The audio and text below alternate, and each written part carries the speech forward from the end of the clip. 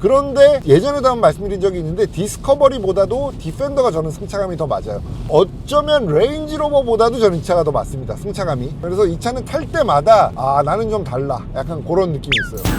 안녕하세요, 까남입니다. 저는 지금 집에 가는 길입니다. 집에 가는 길인데 집으로 가려다가 갑자기 이렇게 영상을 켰어요. 오늘 영상은 다른 때랑 좀 다르게 밤이죠. 밤에 보통 시승기를 찍는 일은 별로 없는데 오늘 갑자기 생각이 나가지고 요거 좀 찍어야 되겠다, 그런 생각이 나서 영상을 켰습니다. 평소와 달리 카메라도 여러 대가 아니고 달리는 모습도 안 보여드릴 거예요. 저 혼자 그냥 카메라 한 대로 찍기 시작했습니다. 한 대로 찍기 시작해서 살짝 짧게 찍어볼까 하는데 갑자기 제가 왜 이 계획에도 없는 영상을 찍고 있느냐, 왜냐면 제가 오랜만에 제 디펜더를 타고 나왔습니다. 뭐 새로 구입한 차도 아니고 오랫동안 탄 차니까 뭐 좀 저한테는 일단 뭐라 그럴까, 벌써 몇 년 돼, 지금 한 3년 넘었죠. 내돈내산 플렉스 했다 진짜. 랜드로버 디펜더, 내가 1년 시승차 탔는데 그 차는 더 타야 된다, 사야 되겠다, 그래서 그냥 산 차. 디펜더 110이고 D300. 그래서 오래된 차여가지고 뭐 특별할 것도 없는데 왜 갑자기 찍기 시작을 했느냐, 너무 좋아서 타보니까 새삼 좋아서 이 영상을 찍기 시작했습니다. 이 차는 좀 알려야 됩니다. 지금 이 차는 제 차, 제가 돈 주고 구입한 제 차입니다. 그리고 주행거리가 저기 밑에 보이시겠지만, 여기 보이시죠? 2만 킬로 정도 됩니다. 2만 813킬로 탔어요 지금까지. 통합 연비 한 번도 안 누른 통합 연비, 그러니까 한 8킬로 정도 달립니다. 엄청난 거죠 사실. 뭐가 엄청나냐, 이 차는 3000cc 디젤에 무게가 2.5톤이 넘습니다. 거의 3톤 가까이 되는 차예요. 엄청나게 무거운 차죠. 뭐 다들 알고 계시겠지만. 그럼에도 불구하고 연비가 8km가 나온다. 이거 엄청난 겁니다. 이 차로도 뭐 사실 엄청 쏘고 다닙니다. 그러니까 연비 운전을 저는 지금까지 해본 적이 없어요. 제 차는 제가 아는 모든 사람 중에 연비가 제일 안 좋다고 봐도 될 정도로 연비가 안 좋습니다. 항상 이제 비슷한 차 타는 사람들이랑 연비 얘기해보면 그 연비가 가능해? 라고 할 정도로 저는 연비가 안 좋아요. 저는 좀 많이 밟는 타입입니다. 연비 운전을 하는 타입이 전혀 아니에요. 그건 성향이겠죠. 제가 옛날에 뭐 돈이 전혀 없었던 월급쟁이 초년병 시절에도 저는 연비 운전할 건 뭐하러 타냐, 기름값이 없으면 전철을 탈지언정, 실제로 그랬습니다. 돈이 다 떨어지면 전철 타고 다니고 막 그랬었는데, 아무튼 저는 연비 운전을 못해요. 연비 운전을 전혀 못합니다만, 그런데 또 불구하고 8km가 나온다는 거, 요거는 뭐 대단한 거죠. 디젤 엔진은 기본적으로 차에 따라 약간 다릅니다만 보통 한 5, 6km 이상은 달려야 뭐랄까요, 연비가 좋아지는 거죠. 그러니까 말하자면 예열이 끝납니다. 그러니까 예열을 하려면 한 5, 6km 정도는 달려야 돼요. 그래서 그 다음부터 정상적인 연비가 나옵니다. 그러니까 그 전에 냉간시에는 이제 연비가 안 좋죠. 그럼에도 불구하고 요 정도 나온다는 거. 그러니까 완전히 예열이 끝나지 않은 상태로 주행을 멈추는 상황이 꽤 있는데도 불구하고, 물론 뭐 그럴 때는 세게 밟지 않습니다만 살살, 그럴 때는 또 살살 밟으니까 연비가 좀 뭐 좋아지는 면도 있긴 있겠습니다만, 어찌됐건 연비에 아주 유리한 환경이 아님에도 불구하고 연비가 8km라는 건 상당히 놀랄 만한 일이라고 생각해요. 그리고 차가 상당히 조용합니다. 지금 아직 이제 좀 예열이 올라왔네요. 그러니까 디젤 엔진은 기본적으로 장거리에 유리하죠. 뭐 5km부터 이제 예열이 완벽하게 되고 그 다음부터 이제 제 성능이 나오는 건데, 여기서 꿀팁, 제자리에 세워놓고 주차장에서 시동을 걸어서 공회전으로 예열을 하는 건 불가능한 얘기입니다. 특히 디젤 엔진은 그걸로 예열이 안 돼요. 한 30분 이상 돌려야 될 겁니다. 연료의 낭비는 낭비지만 그 매연 어떡할 거야. 엄청 매캐해지겠죠 주변이. 주차장 갔더니 매연으로 꽉 차 있는 거 우리 특히 겨울에 경험하지 않습니까? 저희 주차장에도 그런 분들이 가끔 계신데 그거 예열 안 됩니다. 겨울뿐만이 아니고 예열이라는 건 서서히 달리는 게 예열이에요. 서서히 달리면서 구동계는 구동을 해야 예열이 되는 거지, 엔진 피스톤만 움직인다고 해서 예열이 되는 게 아닙니다. 그건 어른들은 다 알잖아. 피스톤 운동만 한다고 그게 뭐 엔진이 열이 받는 게 아니잖아요. 다른 뭐 이렇게 동작이 중요하잖아. 아무튼 그런데 지금 이 차는 예열이 거의 끝났어요. 예열이 이제 거의 됐습니다. 냉각수 온도가 정상치에 돌아온 거 보니까 이 차는 예열이 끝났습니다 이제. 그런데 아까 예열이 안 됐을 때도 조용했고요. 지금 어떤가요? 너무 조용하지 않아요? 지금 엔진 소리가 아마 슥 하고 들리실 것 같은데, 제가 이 차를 타면서 옆자리에 사람을 태웠을 때 제일 많이 듣는 말이 이거 디젤이었어? 라는 겁니다. 너무너무 조용해서 옆에 탄 사람들이 디젤인지 잘 몰라요. 이게 안에서만 방음이 잘 돼서 조용한 게 아니고 바깥에서도 조용합니다. 저 차 조용하네요. 근데 이거 디젤인데도 조용하죠 그랬더니 디젤이라고요? 하면서 놀라는 일이 꽤 많이 있습니다. 그러니까 이 차는 디젤 엔진 중에 정말 잘 만들어진 엔진이에요. 지금 엑셀을 밟아서 가속을 하고 있습니다. 풀로 밟진 않았고 한 뭐 3분의 1 정도 밟았는데 어때요? 거슬리지 않아요. 디젤 엔진 소리가 전혀 거슬리지 않습니다. 지금 보세요. 지금 한 절반 정도 밟았어요. 상당히 빠르게 가속하고 있습니다. 어때? 풀로 밟아도 마찬가지입니다. 풀로 밟아도 이 차는 엔진 소리가 뭐 거슬리는 일은 전혀 없습니다. 상당히 잘 만들어진 디젤 엔진이라고 봐요. 이 차에는 직렬 6기통 엔진이 들어있습니다. 제기어 랜드로버가 마지막으로 개발한 엔진이죠. 4기통으로도 만들 수 있고 6기통으로도 만들 수 있는 모듈 엔진, 모듈 방식 엔진, 인제니움 엔진이라는 게 들어있는데 이 엔진은 상당히 잘 만들어졌습니다. 저는 왜냐면 이 엔진을 지금 3대째 타고 있어요. 첫 번째가 제기어 F타입이었고요. 그리고 두 번째가 디펜더의 4기통 버전 탔었고요. 그리고 지금 디펜더 6기통 버전을 타고 있습니다. 내돈내산입니다. 제기어도 내돈내산이었어요.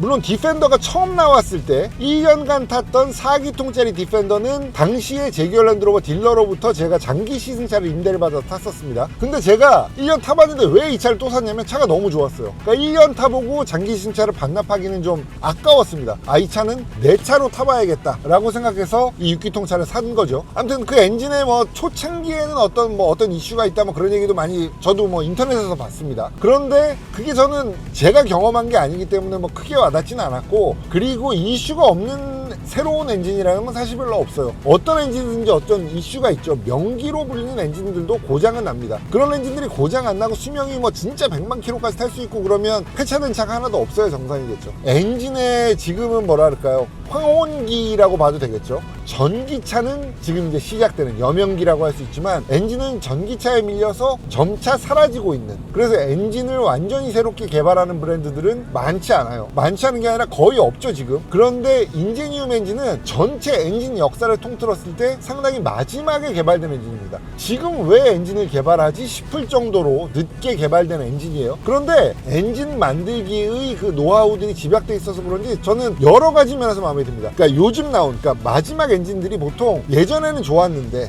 뭔가 환경 규제 때문에 유로 5, 6 뭐 계속 올라가는 이런 기준을 맞추려다 보니까 점점 힘이 빠지고 배기음이 사라지고 뭐 토크 그 곡선이 좀 이상해지고 이런 경향들이 있어요. 그런데 이 차는 새로운 시대의 환경 기준에 맞춰서 새로 개발된 엔진이다 보니까 엔진의 출력 특성이라든지 토크 곡선 같은 것들이 상당히 매력적입니다. 그러니까 변속기, ZF8단 변속기랑 불리는데 이 변속기랑의 궁합도 상당히 좋고요. 그러니까 뭐라 해야 될까, 지금은 좀 한물 갔죠. 인터넷에서 밈으로 한물 갔습니다만 뭐 한동안 제기어 랜드로버의 고장, 뭐 2대 사야 된다 뭐 이런 것들이 유행이던 때가 있었어요. 많은 분들이 알고 계시겠지만 그 말의 99%는 그냥 하는 말입니다. 그냥 하는 말이에요. 이 차가 진짜로 2대 사야 되는 뭐 그런 거로 생각할 수도 있어요.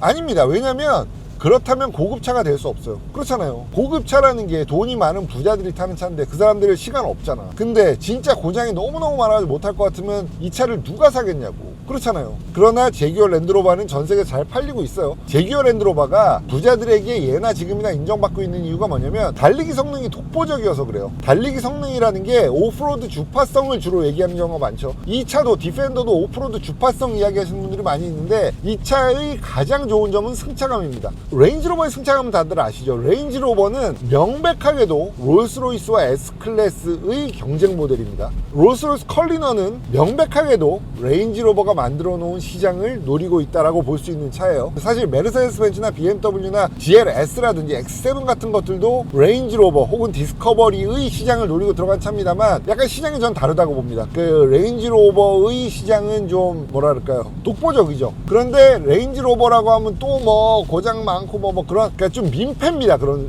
분들은 안 타보고 어디서 보고 그 얘기를 하는 건 재밌지도 않고 민폐예요. 좀 그 뭐랄까, 그러니까 민폐입니다. 말 그대로.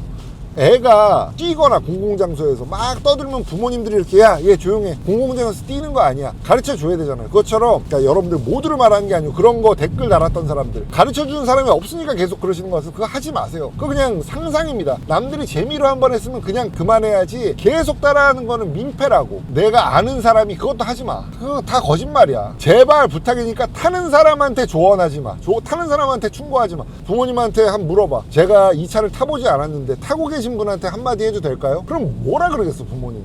왜? 라고 묻겠지. 왜 그러니? 라고 묻겠지. 그리고 잔고장, 제가 센터에 몇 번 보낸 적이 있어요. 한두 번 보낸 적이 있는데 잘 기억이 안 납니다. 뭘로 보냈는지. 차가 멈추거나 그런 적은 없고 경고등이 떠서 보내서 그거 뭐 오류를 잡고 받은 적이 있고 한 번 더 갔던 것 같은데 지금 정확하게 기억이 안 나요. 그냥 점검을 위해서 갔던 것 같기도 하고 잘 기억이 안 납니다. 그러니까 메이저한 고장은 없었어요. 고장이나 뭐 특별한 고장은 없었던 것 같고요. 그리고 원하시면 탁송을 이용해서 센터에 직접 가지 않고 보내는 뭐 그런 기능들도 있습니다. 그런 거 요구하시면 아마 다들 해주실 거예요, 서비스 센터에서. 그리고 저희 집에는 브리티시 모터스라고 하는 새로운 제규어 랜드로버 딜러가 저희 집에서 한 2km 정도 되려나? 엄청 가까운 곳에 서비스 센터를 열어가지고 얼마 전에 거기에서 제가 엔진 오일 교환을 했습니다. 그 유튜브 알고리즘이라는 게 있잖아요. 알고리즘이 예를 들어 뭐 하나가 떴다 그러면 그 비슷한 영상을 올리면 알고리즘이 추천을 해주기 때문에 막 연관 검색어에 뜨면서 조회수가 올라갑니다. 그래서 누가 고장났다는 거를 해서 대박이 나잖아요. 그럼 다 그 영상을 찍어요. 많은 유튜버들, 자동차 유튜버들도 그 비슷한 거 막 찍습니다. 근데 그러다 보니까 많은 그 컨텐츠들이 나오니까 그게 사실처럼 되는 경우가 있어요. 그거 대부분 사실 아닙니다. 첫 번째 거는 사실이었을지 몰라도 나머지는 다 그냥 약간 흉내내는 거야. 거짓말 하다가 막 사과문 올리고 그런 대형 유튜버들도 많이 있잖아요. 제가 이 말씀을 왜 드리냐면 너무 많아, 그런 거 하는 사람들이. 좀 자중합시다. 자, 그래서 자 이제 길이 뚫렸으니까 풀악셀입니다. 어때?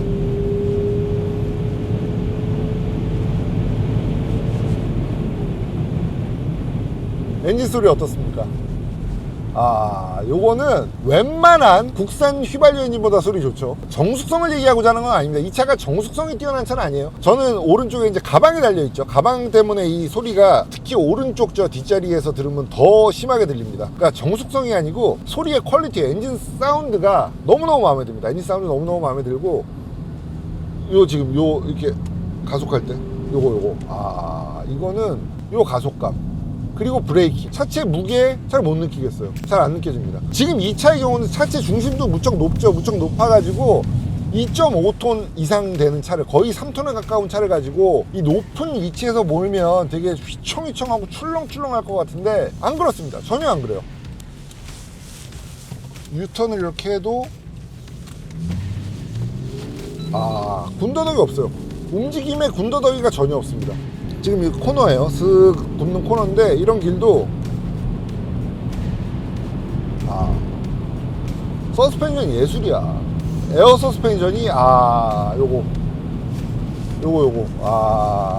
제가 사실 이 차도 탈 때마다 이 차 너무 좋다 이런 얘기를 많이 합니다. 그러니까 제 차가 뭐라 그러냐면, 아니 아직도 좋아? 왜냐면 이 차를 지금 그 예전 4기통 모델까지 하면 거의 4년째 타고 있죠. 그러니까 이렇게 오래 탔는데도 그렇게 좋아? 라고 또 물어볼 정도로 제가 탈 때마다 감탄합니다. 그러니까 제가 왜 3대 명차 뭐 911 골프 뭐 3 시리즈 이 얘기 했었잖아요. 저는 이 차는 랜드로버의 디펜더는 역사에 남을 거라고 생각해요. 예전 디펜더가 오랫동안 생산되면서 사역마로서, 그러니까 일하는 차로서 자리매김을 했는데, 시대가 바뀌면서 랜드로버 브랜드는 사역마를 만드는 브랜드는 더 이상 아니에요. 예전에는 사역마, 그러니까 일하는 데 쓰는 차, 짐차, 화물차, 농부가 타는 차, 군인이 타는 차 다 디펜더가 했어야 되는 시대에 태어난 아이인데, 그때는 그랬지만 지금은 저렴한 차들이 워낙 많아졌죠. 우리나라 차도 있고요. 그리고 일본 차, 대표적으로 사역마라고 하면 전 세계에서 일본 차들, 그 저렴한 차들이 많이 쓰입니다. 그런데 이제는 또 시대가 바뀌어서 중국 차들도 그 역할을 하고 있어요. 뭐 전 세계 어디서나 그 역할이 점점 넓어지고 있기 때문에 이제는 랜드로버는 자기네들이 그 사역마, 그러니까 농장에서 일하는 사람들이 타는 차, 뭐 오프로드를 갈 일이 있는 뭐 농부들, 혹은 뭐 오프로드에서 사용되는 그 유틸리티 카로서의 SUV를 만들 시대는 아니다라고 판단을 한 거죠. 그러기에는 회사가 너무 뭐랄까 고가의 차를 만드는 회사가 돼버린 거죠. 그래서 한 단계 업그레이드해서 고급감을 원하는 사람들이 탈 수 있는 차로 탈바꿈했다라고 판단해야 될 것 같습니다.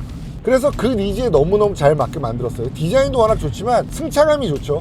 지금 이 차가 뭐 기본형으로 해도 뭐 거의 1억 원 언저리인데, 그런 차를 타면서 승차감을 원하지 않는 사람은 없겠죠. 그냥 탁 까놓고 얘기할게요. 8천만 원 이상인데 승차감이 안 좋다, 아무도 안 삽니다. 아이오닉 5 N이 그거예요. 아이오닉 5는 너무 좋은 차죠. 너무너무 좋은 차고 너무너무 재밌다고 전 세계 여기저기서 난리가 났습니다만, 주변에서 왜 안 보이냐면, 그 차를 트랙에 딱 갖다 주고 재밌게 타세요 라고 하면 재밌다 할 텐데, 그런 차로 쓸 때 전기차를 사겠어요? 아니죠. 안 사죠. 트랙에서만 탈 거면 재미있는 차들 많잖아. i5N이 전 세계에서 제일 재미있는 차는 아니잖아요.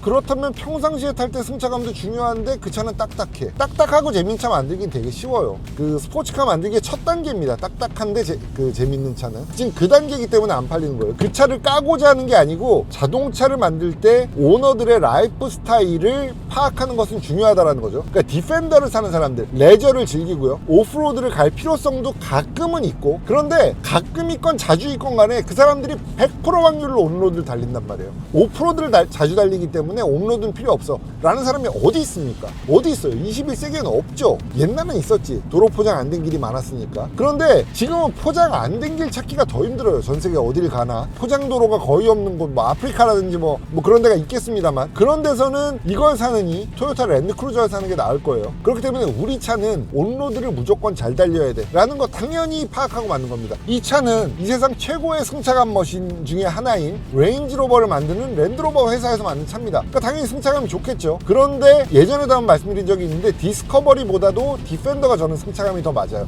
어쩌면 레인지로버보다도 저는 이 차가 더 맞습니다. 승차감이 아주 좋고요. 아주 만족스러운, 아주 푹신푹신하고 아주 편안하고 아주 고급스러운 승차감이고요. 코너링 할 때도 꽤나 탄탄합니다. 그리고 일단 디자인이 너무너무 예쁘잖아요. 그래서 이 차는 탈 때마다 나는 좀 달라, 약간 그런 느낌이 있어요. 그런 거 원하잖아, 차 살 때. 특히 그 비싼 차, 혹은 수입차 이런 거 살 때 남과 다름을 좋아하지 않는다, 그럼 거짓말이죠. 그건 거짓말이에요. 근데 이 차는 뭐 남들보다 우월해 이게 아니고요. 뭐가 다르다고 느끼냐면 다른 차들보다 눈높이가 다릅니다. 다른 차들 다 밑에 깔고 가요. 나쁜 의미로서가 아니고 실제로 밑으로 깔고 봐. 얘가 높아서. 옆에 거의 버스랑 같은 높이에요. 이 제가 착좌해 있는 위치가 마을 버스랑 같은 위치입니다. 그러다 보니까 도로 흐름을 파악하기도 되게 편하고요. 상당히 만족스럽습니다. 그래서 이 차는 여러분들에게 꼭 권해드리고 싶은 그런 차입니다. 근데 난 오프로드도 안 갈 건데 뭐하러 디펜더를 사지 하시는 분들은 좀 바보 같은 생각입니다. 오프로드를 가야만 사는 차가 아니에요. 이 차는 온로드를 위해서 만들어진 차입니다. 오프로드도 갈 수 있지만, 오프로드를 이 세상에 나오는 거의 대부분의 차들보다도 잘 달리지만, 거의 뭐 한 세 손가락에 꼽을 정도로 오프로드를 잘 달리는 차입니다만, 순정 상태에서. 그럼에도 불구하고 온로드에서의 승차감은 SUV 중에서 제가 볼 때는 취향에 따라 다 다르겠지만 모든 취향 다 감안해도 5손가락 안에는 들어간다 라는 거죠. 그래서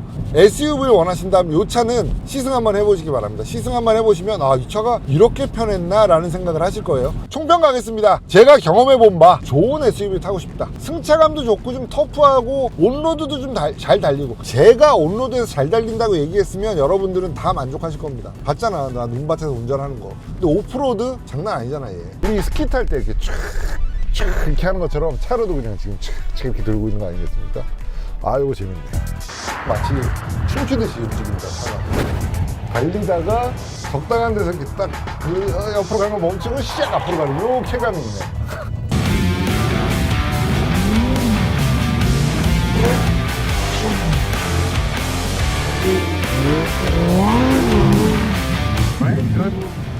그래서 이 차는 지금까지 제가 한 2만 킬로, 예전 차가 한 1만 킬로, 한 3만 킬로 이상 타본 경험에 따르면 이 차는 100점 만점에 95점 주겠습니다. 95점.